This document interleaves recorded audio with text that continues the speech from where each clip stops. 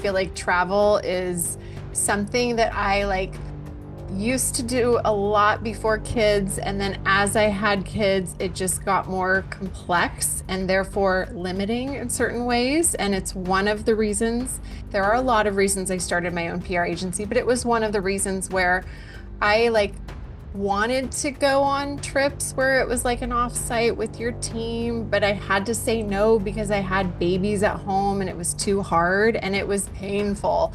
And even when I did travel, and I do travel periodically here and there for work, it is always painful. Welcome to Women and Work, the show where we take an inside look at how women are overcoming our own unique challenges as we grow our careers or build a business while nurturing relationships and family. I'm Diane Mocha, founder and CEO of MomSub, the childcare app that connects you to a substitute mom. And I want you to know that work can fit your life. Each week, we meet a woman who has done that. And today, I'm with Amy Jackson. She is the founder and CEO of Tailsplash, a PR agency she built after transitioning from corporate leadership. She started in public relations more than 2 decades ago, working for big name firms, moving around and moving up to senior director level and eventually head of brand. All right, thanks for being here, Amy. Thank you for having me. I love that intro. Terrific. Well, I see that you created a fully remote, family friendly team because you understand the importance of that as a woman, like I do, like our listeners do, like my guests do.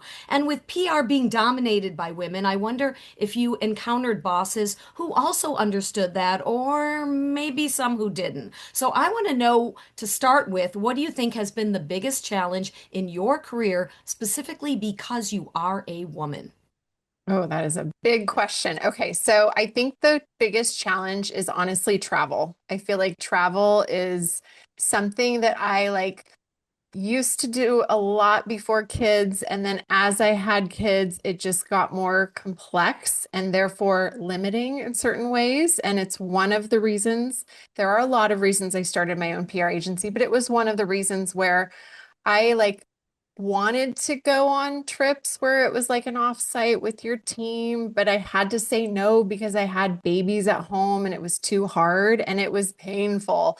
And even when I did travel, and I do travel periodically here and there for work, it is always painful. Like I have a very sweet 8-year-old, and every time I leave, it's hard for him. And I know he's okay. And like you said, there's substitute moms. He's got dad, he's in great hands, but it's still painful and therefore limiting. And I look forward to the day when, my kids are more interested in their, social lives than me being home. I know it's like I say that and I'm like, well, I'm sure that's not true. I'm going to be really sad when that happens. But I look forward to that unlocking travel for me again in a way that I used to love to travel. And, we still travel a lot as a family, but it's different. It's one of the things that I do feel is limiting as a woman.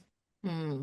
And I always used to tell my husband, our kids are grown, and I would say, this will pass. You're gonna yearn for this in the future. Mhm. I mean, 20 years sounds like a long time, but those years go fast, even though I the do. days are long, right? Yeah. And now Yes. you said that your 8-year-old really misses you. I wonder if some of that, pain is a little projection. Do you feel that as well when you're gone? You're like, Yeah. especially my youngest. And they pick up on our cues so much, right? Totally. Yeah, my 10-year-old is fine. He's like good to go without me. But my 8-year-old, I'm sure he feels that, there's that day before you leave on a trip where no matter how much prep you've done, whether you've packed or not, no matter what, there's a level of anxiety that I feel the day before I leave for a trip. And I do notice myself falling into something that will kind of absorb that anxiety. And I'm sure he picks up on that. And, there have been situations where like we make it as fun for him as possible. Like grandma's coming, Nana's gonna be here. There's a win-win situation.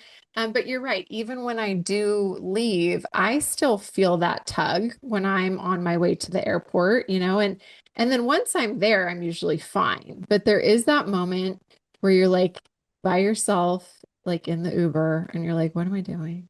And I know so many moms relate to that feeling where you're like, what am I doing?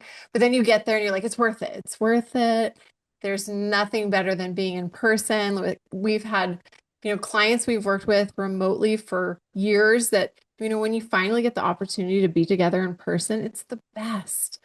But it does require getting over that initial anxiety and that initial like feeling of questioning of your life's choices. Well, and you've got so many more things to check and think, did I cover everything besides just yourself when you leave? You Right. know, you're Oh, already yeah. thinking about your client and all your work stuff, but then you're Yeah. like, did I sign that permission slip? My husband Yeah. will never be able to find it, or Hmm. whatever it Yeah. is. All And the the mom activities. guilt. Oh, I've yeah. really not ever met a mom that said she didn't feel some pangs of guilt at some Mhm. point, that's a Yeah. working mom, Yeah. that's a way. And so, how did that influence your career? Tell me about Amy before kids in your Hmm. career and Amy after kids. Were there Yeah. some conscious choices that you made? Did you move to a different company, take a step back in terms of role, or did things sort of happen gradually as you realized maybe I need to make a change? Tell Yeah. us so we understand your journey. Yeah. Oh, I love this question because now I'm like going back in time to when I used to say yes to every opportunity, every promotion, every trip. I like sought out opportunities. Like I was a yes person, like in the early days of my career. And I do believe that that established me really well, especially when I was in a corporate role. Like I had so many doors open to me because I was up for the challenge. I was up for opportunities that were maybe a stretch for me. And so that set a really good foundation to the point where when I did start a family, I was able to kind of negotiate so that I could be remote, which was really nice. I would take the train from Sacramento to San Francisco when I needed to be in the office, but my company was really supportive of me having a remote situation so that I could be present with very young kids at the time. And they were also supportive when I said, I just had my second kid. We learned that at about 1 year old that he had multiple food allergies. And so travel just was not in the cards for us at that stage of our life. And they were very supportive of me really limiting my travel to like an occasional trip here and there. So I do credit, the managers that I had at the time that really went to bat for me. And so I made this modification of like being this say yes to every opportunity, like maximize your, your time in your career in the early days. And then I started to modify things. And it just got to a point where I was interviewing moms about their corporate roles, about their startups, and I was writing about them on a blog, and I just like got more and more confident like I could do this. I could start my own thing.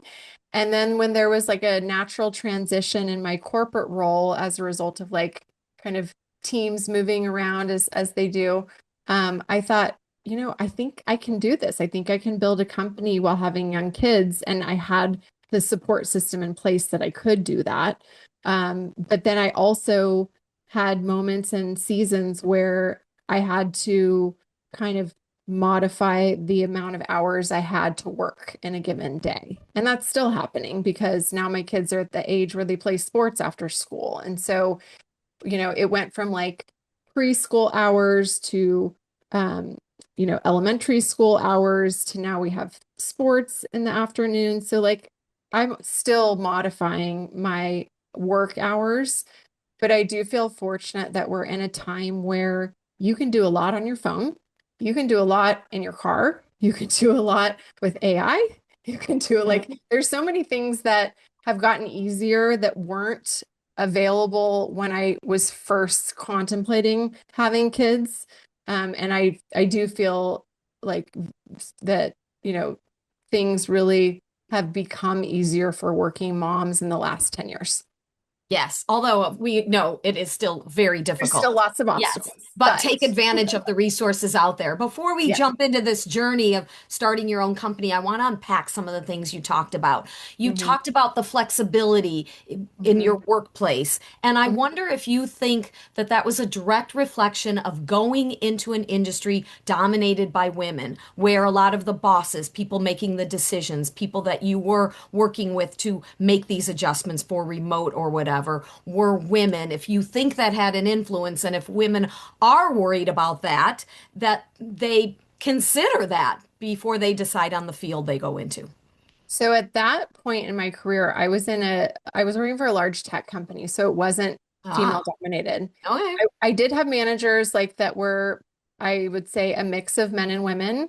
And I think the biggest thing that helped in my case is that I had worked there for 4 years by the time I had my first child. And so I had a track record of like being a go-getter, being really like self-motivated, being really driven. So they had faith in me that I could do it from anywhere. And I think that was key for me to have the ability to have a flexible kind of remote work arrangement. It was less, if it was because it was, it's certainly like it helps when people are parents too and they get it, that are managers, but it was because I had a track record of performing. Nice. And I think that's kind of the lean in theory. I don't know how familiar Mhm. you are with Sheryl Sandberg and the I was book. gonna bring up the book because I read the Yes. book before I had kids. I Oh, read it you like did. I did. I like was like, what do I do? Okay, tell me what to do. And so I did read her book. The time to read the book, I mean, if you know my interpretation, and I read it when it first came out a Yeah, while ago. I remember when she, sort of exploded in the zeitgeist after the TED Talk and everything. yeah, And she wanted women to really grasp this when they were young and yeah. before they had kids, Hmm. before they were even maybe married and ready to have kids. And her Hmm. idea is, work really put in that extra time and effort and be that go-to person so Yeah, that you have the ability to be flexible because you have more power. And I yeah. love her story when she talked about, showing up to a meeting, out to here pregnant and Hmm. not finding a parking space, and she Hmm. was running late because she had been, throwing up from morning sickness, and she's leaking and whatever else is going on, and then she realizes there should be parking for expectant mothers, and she marches into Mark Zuckerberg's office and says, we need expectant mother parking, and he's like, okay, Yeah, well, why don't we have it? I never thought of that.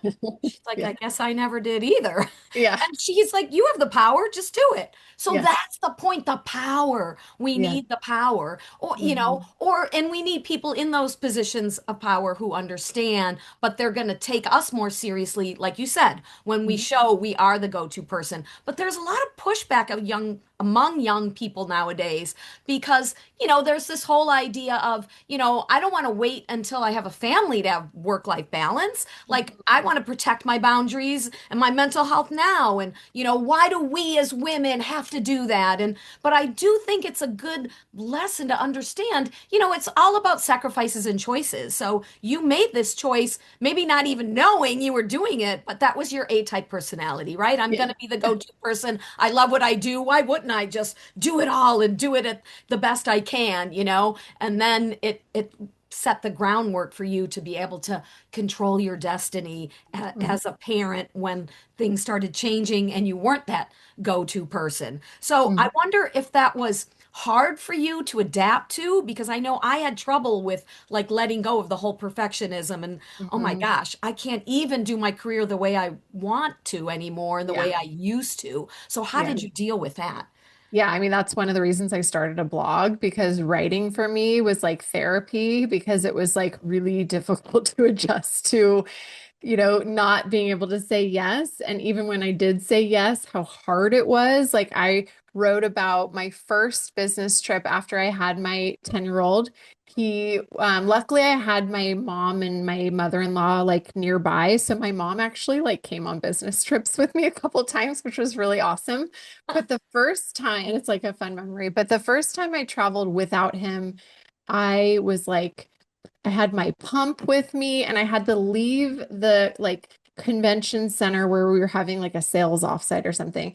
And I had to leave and go pump and come back. And even just having to leave and come back was so uncomfortable for me because I was like, I'm missing things. People are going to wonder why I'm late. I keep seeing it keeps like appearing that I'm late to everything because I was pumping and like I just felt so out of like sorts. And then, having to figure out like how to keep the like breast milk refrigerated. Like there were so many logistics where Get I it was through like, security. yes, I was just like, is this even worth it? And I think I was gone for like 30 hours or something. And so it was like very traumatic. But I think, things get easier and it's, even though there's still the emotional adjustment to being away from your kids at any age, really. I do think some of the logistics get easier with your body. You're not having to deal with pumping forever. So things like that, I learned kind of how to get through just by giving it time and having other parents I worked with like give me like very comforting advice. Like, it's hard at different stages for different reasons, and you don't have to fix it today for the rest of your life. Like that was one of the best tips I got from another mom was don't worry so much about like solving for childcare like forever. You're going to change your childcare arrangement over and over again. Sure enough, I did. Like we had all different kinds of childcare arrangements. And so you don't have to like make a decision when you have a newborn about what their whole childhood is going to look like because you're going to change throughout the process.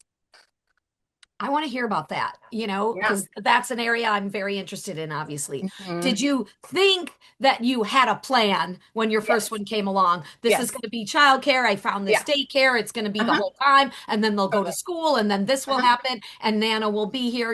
What was the plan? Why did it have to evolve? How did it evolve? And Yeah. how much did you have to go through in terms of stress to put the pieces of the puzzle together in ways that maybe you didn't anticipate?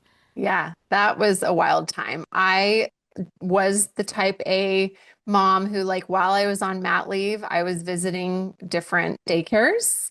And I found a really great first childcare setup, but it was like not very close to my house. But I really loved this like Montessori school. And I really loved the woman that was like in the infant room. And I felt very comfortable taking my 4-month-old there. So I, with a 4-month-old, was like, okay, I'm going right back to work. I'm working from home, but he's going to go to daycare. It's going to be great. And what changed was like as he became more mobile, that wasn't the best environment for him. And so we had to change daycare to a better setup for a, more mobile baby. And it was very far from our house, but it was near my mom's house. So there was a phase where I would drive all the way to my mom's house, 30 minutes away, take him to the daycare that we liked for that stage of his life, and then go work at my mom's house. And then like she might go pick him up and bring him back to her house, and then I drive back home. So it was like this crazy commute, like just for a daycare that we liked better than the original place.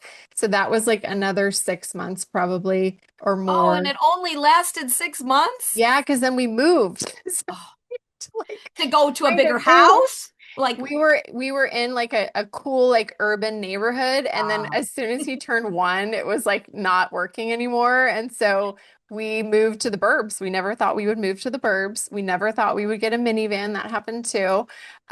So like life just changes and you just don't know like what you're gonna want in each situation for your child or for your family.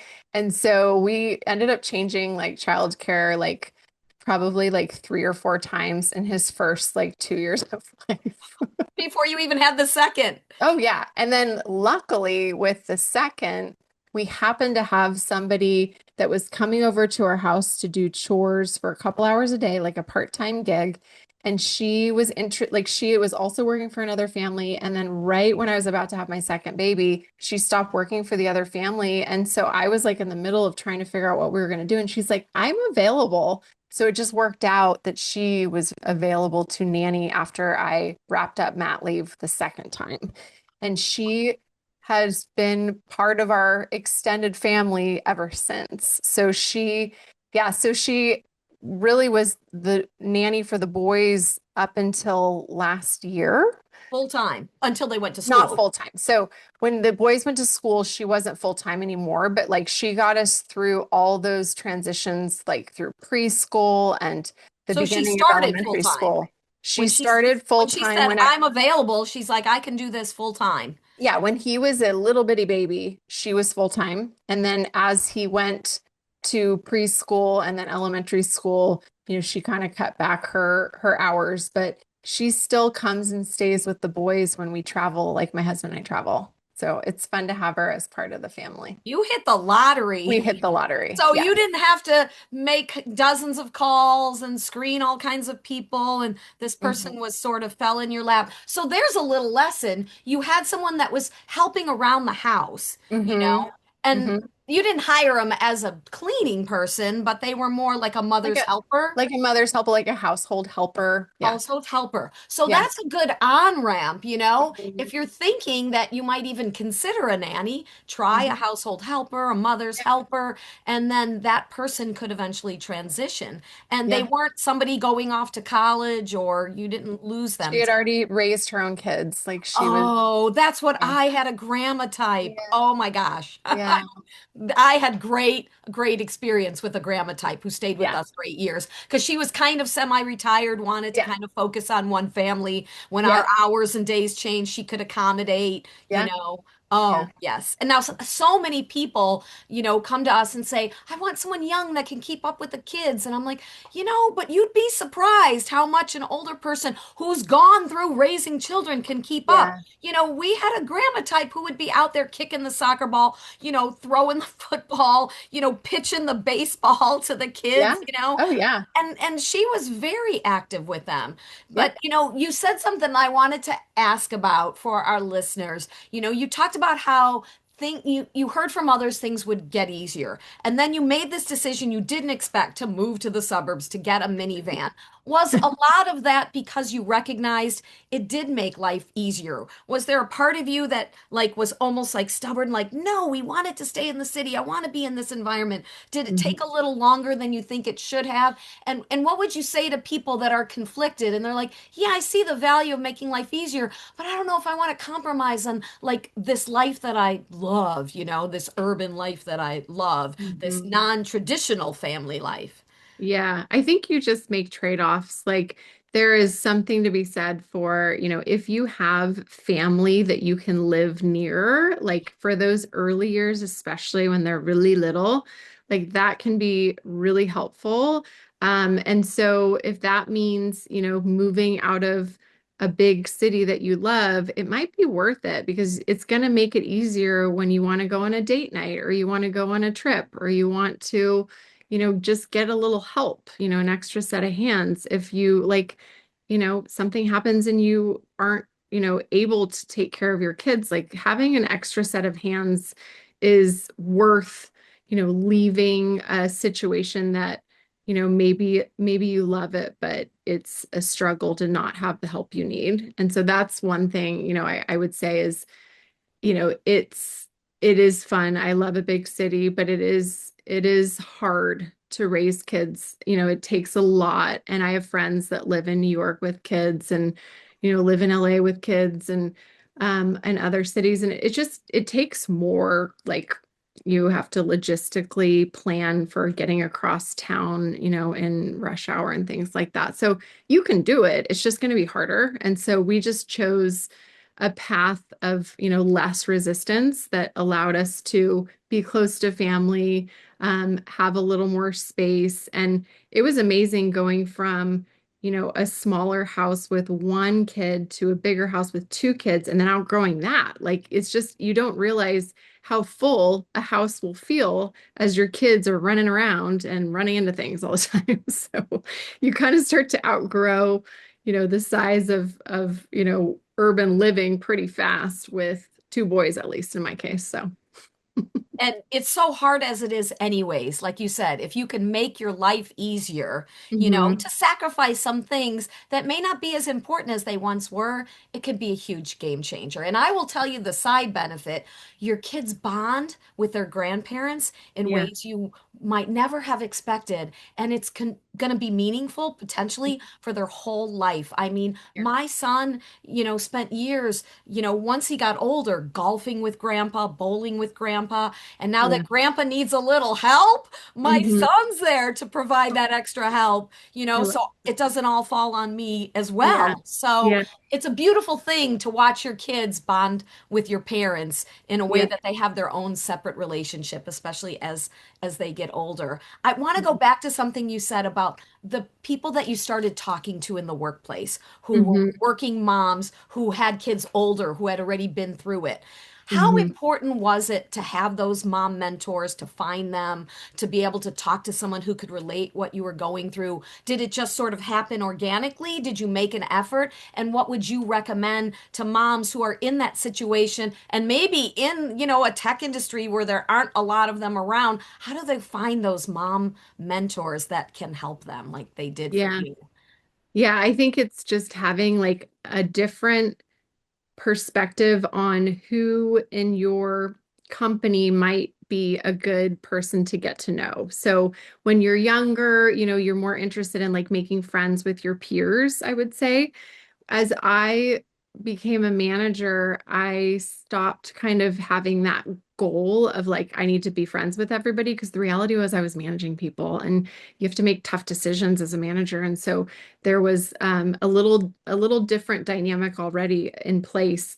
And as I was entering more of that management role, I was becoming peers with women and men who had kids before I did. And so I like naturally got to know them. And then they were there for me when I had my first kid.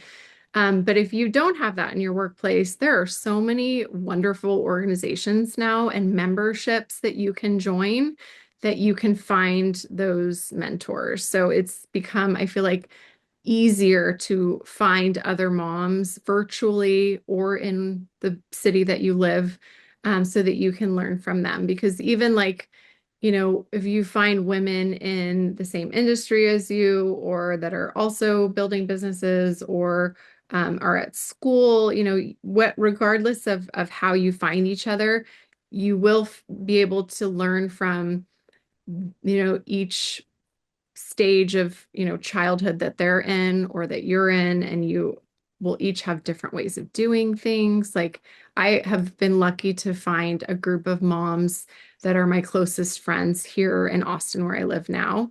And we are constantly giving each other like tips and tricks and asking for, who do you know that does this? Or where can I get this done? Or how do I do, like, I'm starting baseball for the first time. Like, just every little thing that we go through as parents, we are helping each other through it.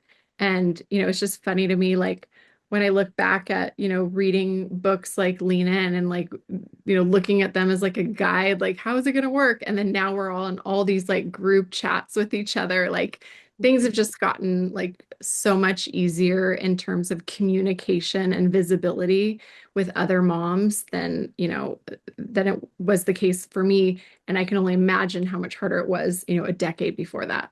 Hmm. Although you want to be careful that you're not, there's so many of these groups, but sometimes you put a post out and then you start getting all this judgment, Yeah. and then that makes you feel bad. So Mhm. establish some good one-on-ones Right. because, usually a one-on-one, someone's not going to be like, why are you doing that with your kids? They'll be Yeah. like, okay, that's not how I did it. Let me explain, but Mhm. you're not going to get that. Sometimes there's a lot of judgment online if you're sort of posting and Yeah, just if it's looking for anonymous. people to give Yes. you feedback. Yeah, establish those good relationships. So I want to talk about this transition that you made. You were a very high-powered executive, right? And you worked a long time to get to that point. And you started thinking about like I could do this on my own, but it's just a whole different world, right? It's just a whole different dynamic and just the way your day even looks is different. And so what were all the considerations that you went through? Are you the kind of person that like you made the decision and then you just followed through with it? Or was there like a lot of angst and like, making lists and advantages and disadvantages and took years to come to this conclusion? How did you get to that point and what kinds of things did you have to have in place to know that this is going to feel right for me, financially, emotionally, physically? Yeah, I think a big part of it is like making sure that you're in a place with your partner that this is a good decision for your family. And that was the case with my husband because he was in a place with his company where it felt like stable enough for me to be the one to try entrepreneurship for the first time. So that was really the most important step was like that we kind of came to this decision together. And then, from there on out, it was figuring out the right time to step away from my corporate job to take this leap. And one of those moments was meeting my first client. So a good friend of mine now who lived in our neighborhood, we were at a mom's meetup and she had just launched her jewelry business. I'm actually wearing her necklace. It's Love Tala. And I met Tala and she was looking for PR help. And I was like, oh, that's interesting. I'm about to start a PR agency. And so we met and we talked about it. And it was like, let's do this. And so that was the trigger for me to like actually give notice and leave my job and start my PR agency officially was because I met her and she wanted, to be my first client. And it's been a really fun journey to where we are now as best friends and fellow entrepreneurs and moms, and we share a lot in common. And so it's a fun example of like, you never know who you're going to meet along the journey, that might propel the journey, and what that might become. And so it's one of the reasons I took the leap. Wow. And so what were some of the challenges that you confronted that you didn't anticipate? Oh, so there's a lot. Yeah. And that's something that Tal and I I'm talk like, about. you seem like you got it all together. You might say, like, no, no, it was just smooth sailing. She fell into her nanny, she fell into her first client. Like everything's been smooth sailing for Amy. Those, I think that like those were definitely moments of luck, but luck is not enough to carry a business forward for 5 years. So I will preface that with, that those that was an impetus to start my business, but I've gone through lots of chapters of the business. I would say the probably the most natural, easiest chapter was the first 6 months because I was like doors open and I had all these connections from my career.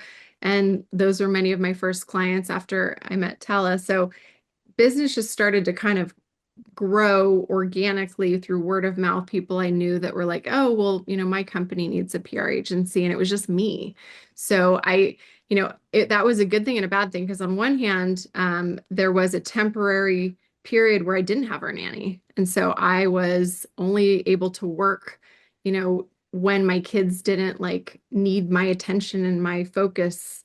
So in some cases, when I first started the business, I had my youngest with me at a playground and I was on my phone, responding to a reporter while he's playing on the playground. I'm like keeping an eye on him too. So it's like those were the early days of the business, the reality of it. But then as the demand grew, I was able to hire my first employee. And so then it was the two of us for a while. And my youngest started preschool right around that same time. So there were like little changes along the way that allowed me to dedicate more time to the business. And then as we, started to grow, I think I entered one of the most challenging chapters of the business, which is scaling, because I thought, oh, we can work with this company that will send us, these qualified leads that are companies looking for a PR agency and we'll take those and then we'll find the right person to work with them on the team and we'll just keep doing that. Well, it wasn't that simple. That was my first time doing sales. And so I had to learn like how much burnout can happen when you're taking sales calls all the time and then following up with a proposal. And I was doing the most lean version of a sales process at that point in time because I was taking so many of these leads that I was just like talking to them for 30 minutes and then sending them a proposal, talking to them for 30 minutes, sending, and like I had weeks where I would get to Friday and I was like, what just happened? Like that was a total blur. And I was still servicing clients too. So I was doing client work, I was on calls with clients, and I was taking all these sales calls and sending out all these proposals. So I was in burnout mode like pretty fast. And I luckily kind of felt an inkling that that was happening because of how I felt on Friday night and even Saturday morning, where I kind of had this hangover of like adrenaline. And I was fortunate that I met somebody who had started a community for moms called Hey Mama. And she was starting to go into a coaching practice where she was working with women like me that were like needing a little more balance in their life. And so that started to open up my eyes to like, okay, don't just like drink from the fire hose when it comes to growing the business.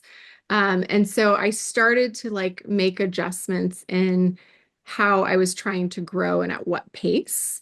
But then along the way, even with that kind of recalibration of things, there was still this push and pull of like, having people on payroll and like juggling, bringing in new clients and natural retention with clients and how to, basically find the right balance between the team that I was, had available time to give to clients and like bringing clients in the door and like what that looked like. So at a certain point, I realized I needed like financial like guidance because being in PR my whole career, I had never really learned, in detail like how to manage a P&L. I tried to kind of scratch the surface, but as a business owner, it's like a very real thing when you're juggling like employees and contractors and cash flow and clients at different, kind of budgets. And so it was a lot for just me to like to figure that out. And so I brought somebody on in like a fractional role to help. And that was another like very helpful decision that I made because I recognized that I was struggling to like work out that puzzle of the, profitability really is what it was. And so that was another like critical moment where I needed to not just focus on growth, but I needed to really think about profitability. Mhm. And you had years of experience as a manager knowing the value of delegating. There's Yeah. so many women that I talk to that it's difficult for them to Hmm. delegate if they Yeah. haven't been a manager or even to translate those skills, in their personal life, right? We say that you can buy your village. It's okay, you need help and if you've got the resources, use them to make your life easier. So you recognize this isn't my skill set. I can bring this person on. I don't have to hire a full-time, fractionals are great, but I could still have a top-notch person and I can delegate that. And so I also want to talk about this idea of a coach that you mentioned because Mhm. there's so many of them out there now. There's Mhm. so many different variations of consultants and coaches. And did you make a conscious decision? Like, I'm going to find someone to help me guide this. Were people coming to you and then one just sort of connected with you? And at the time, was it a cost that was significant? And was the business covering the cost or was the Mhm. business making enough money to justify it? Or did you feel like it was an investment you needed to get to the next level? What would you tell people who are considering this and wondering if it's the right move? Yeah, I mean, there are all kinds of coaches out there. I had another situation that'll make you laugh because it's similar to the other ones where, like, I just happened to run into the founder of Hey Mama, Katya Libin, and we had lunch during South by Southwest, which is just one of those really fun events where all these people come to Austin that, you get to reconnect with. And we were having lunch and I was learning about her coaching. And the first kind of iteration of it was a mastermind of like a group of other women that are building businesses. And what she was describing, I was seeing in myself. I was like, I need this. Like, so she just happened to be like sharing with me what she was doing. And I recognized that that would be a beneficial thing for me to invest in. And I was in a position with the business where I could make that investment. And really with the business, I made a lot of investments in different organizations and memberships too. And I've since learned to kind of streamline those because it grew and grew and grew where I was a member of so many different groups and I was really stretched thin. And so I've gotten more intentional about where I invest my time and what memberships are a good fit for us at Tailsplash at this juncture. But I still work with Katya. She's been part of our journey too.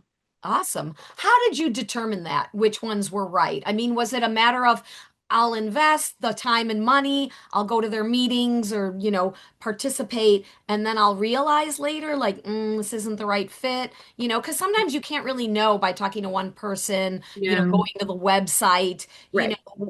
or did you just sort of go all in on so many and then you just realized later, okay, these are the ones I can cut back on because I can see the difference when these are working. And would you recommend people kind of do that? Is try that cornucopia first before they just hone in on one? Yeah, I would say it's definitely a trial and error situation where in the early days, I was like, sign me up for any like female founder organization. And then I learned like over time that that can mean a lot of different things. Like that can mean like very early stage, businesses that aren't even launched yet, and they're probably not in a good position to partner with a PR agency at that point in time. To, situations where it was a really beautiful event, but I just didn't feel the connection in the room with the, attendees of that event. And so I think you don't really know until you try. But the good thing is I feel like so many of these groups will let you, just pay to attend their event before you're even a member. So if you have the chance to go and kind of feel the chemistry in the room, that's a good indicator of like, is this a good use of your time? And also, do they have a presence in your city? So a lot of the groups that I joined had a good concentration of members in Austin. And so that was why I joined or, continued to be a member. If they don't have a strong presence in Austin, I just know that I'm going to have a limited capacity to join, virtual calls. That's just the reality of my schedule based on the fact that, I want to be available to my team, but then I need to be available to my kids later in the day. So I just have a limited number of hours to join calls and things. hmm So all part of the marketing and sales effort you're doing, like you said, to scale and do more with those leads. So as you were starting to get all of these leads, what did you do? Did you consciously make a decision about how you were going to distinguish yourself? Because there's a lot of PR agencies out there and everyone's different. And of Yeah. course, you're Amy and you've got your own approach. But Mhm. nowadays, you need like this particular, niche that you're going to explain to people, Yeah. to make yourself stand out? And was that something that you did right in the beginning? And then did it carry through or did it have to pivot and change? And so, what is the niche that you focus on and how has it evolved perhaps from when you first started? Yeah, so the niche we focus on today are family focused brands, brands that make life easier, healthier, safer. But it's taken years to get to a point where we really have it clear. Because in the beginning, because of my own experience, I kind of opened the doors to like, we work with founders and help you tell your story. And that could be across tech or consumer or eventually more in the health space is something that I really intentionally wanted to do. And so over the years, like as we grew, I was saying yes to a lot of different types of clients just because we were new and the team was growing and we had people with relevant experience. So we would take a client, even if they were in some, very specific like B2B industry or tech industry. But over time, we've learned that, there are so many agencies out there that are like really well suited for like venture-backed tech startups. And there's really great agencies out there that are, very specialized in like beauty, for example.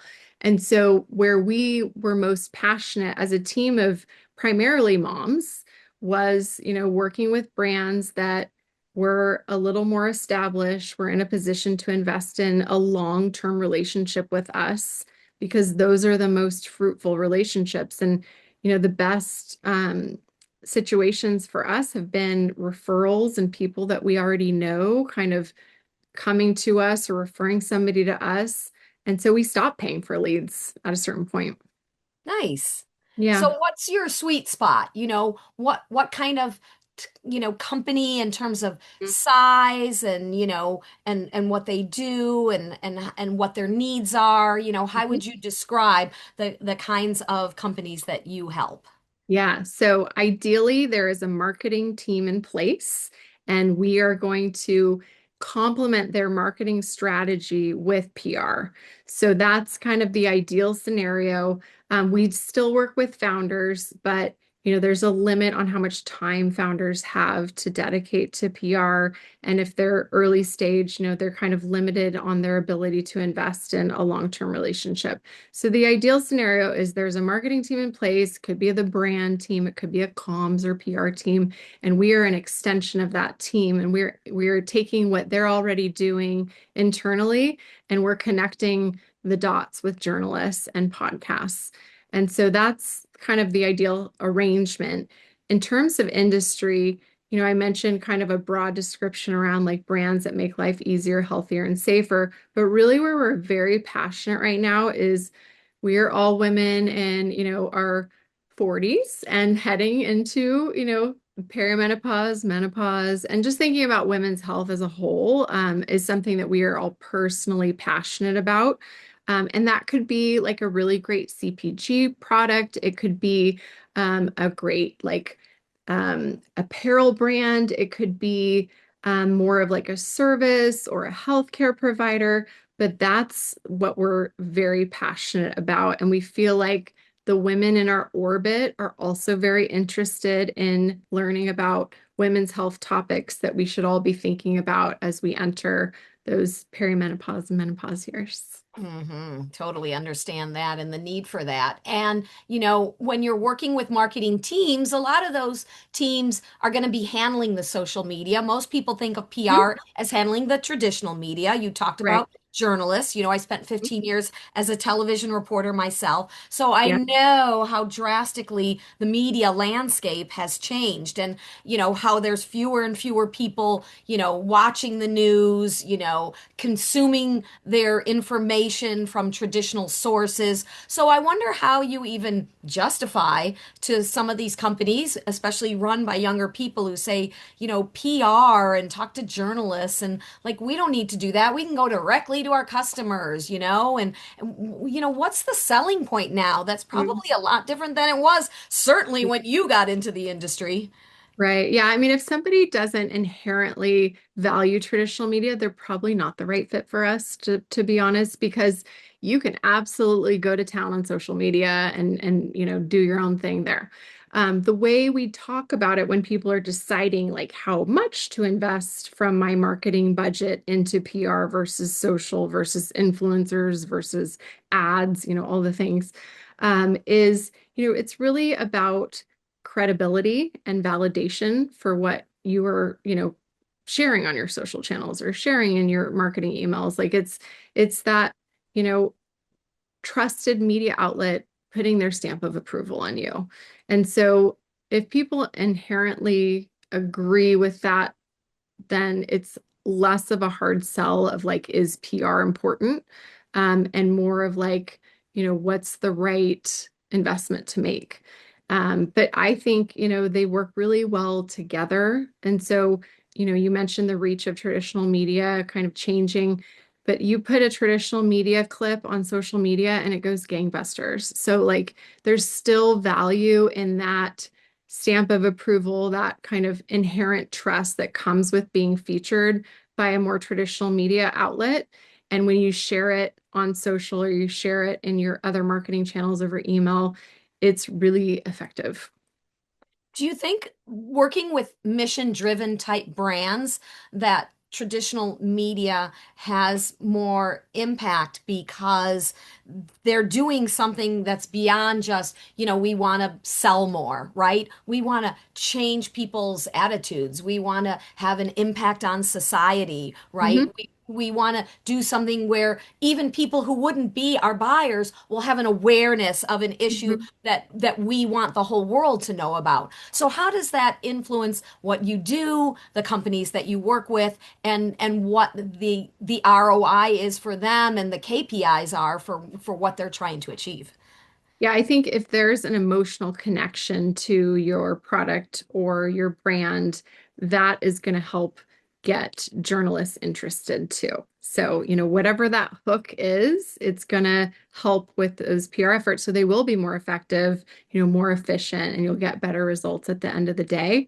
But it can also just be a really great product that consumers love. So we have clients where they have thousands upon thousands of really great reviews in places like Amazon or Walmart. And that alone is enough to convince journalists to try it themselves. And then when they try it themselves, they're like, oh, this is fantastic. And then they write this glowing review. And we didn't even need to give them a lot of information, other than, this is available. Here's what it's for. We would love for you to try it. Like they come up with the most amazing headlines and descriptions of the benefits of these products because in this case it's a product that really speaks for itself. So even if you're not like a very mission driven founder or a mission driven brand, but you've got a really great product that consumers love, that makes a great candidate for PR. Amy, why have you devoted your entire career to this industry? Why does it matter to you? I still get excited every time a piece of coverage runs. I'm just like a kid that grew up reading magazines, like making collages with all my magazines. I've always loved media. And I, along with my team, literally celebrate every piece of coverage when it comes through. So we just like nerd out on PR. We also have embraced new technologies too. Like we love podcasts because there is no better forum to go in depth on a topic and to really have a meaningful conversation. You can cover so much more ground in a podcast than you can in an article or an interview, so we do love embracing new technology as much as we love like old media. We're just fans. And I've always known or I've always been known as somebody that, does PR, or like I had a nickname all the way going back to college of PR Queen because I was the PR coordinator in student government, and a couple of the other student government officers called me PR Queen, and I feel like that has stuck with me like my whole career. People have been like, "Oh, Amy, PR." Like they just think of me as, being somebody that is really passionate about PR. And I have found a team of women that feel the same way. And, in some cases we worked together previously, and in other cases we just found each other. And now we all share this passion for, working with really great brands and helping them get, those wins.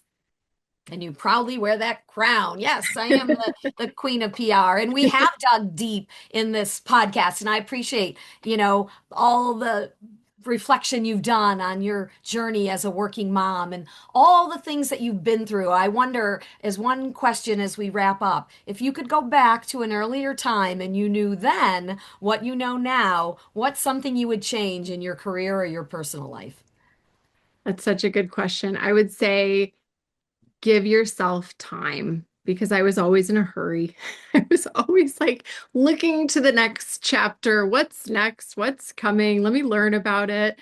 And I think I'm at a point where, now I'm like, it will happen. Just give it time. And I have to tell myself this too as a business owner. Like, it's only been 5 years. And when I look at successful companies, especially built by moms, these are 15-year journeys in a lot of cases. And so the same advice I would give my younger self, I give myself today, which is it takes time. Don't rush.